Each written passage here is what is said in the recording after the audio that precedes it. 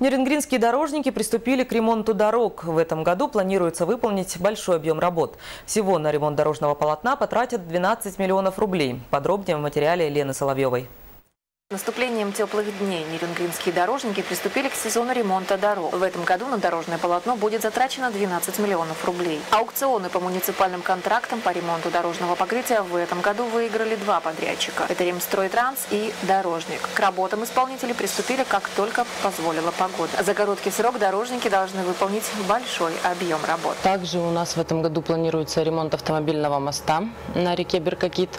Победителем по результатам аукциона объявлен ООО «Транс-Плюс». По плану в этом году будет произведен сплошной ремонт внутриквартальной дороги возле домов Ленина 16/1 и ТЛ номер 24 и Темтонская 7/1. Также из предусмотренных денежных средств в бюджете дорожники выполнят ямочный ремонт всех дорог и внутриквартальных проездов двумя способами – струйно-инъекционным и ямочный ремонт асфальтобетонным способом. В этом же году будет произведен ремонт моста.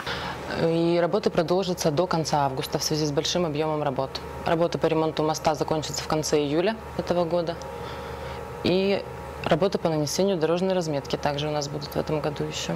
На сегодняшний день компания Ремстройтранс уже произвела работы по ремонту дороги, ведущей к детскому лагерю «Мужество». Также работы выполнены на перекрестке улиц Ленина Карла Маркса. Специалисты дорожно-транспортного отдела Нерюнгринской городской администрации принимают качество работ. Погодные условия в этом году по прогнозам обещают не баловать нерюнгринцев, поэтому дорожникам приходится работать без выходных, чтобы привести дороги города в надлежащее состояние. Лена Соловьева, Надежда Акимова, Кирилл Федоров, НВК Саха-Нерюнгрин.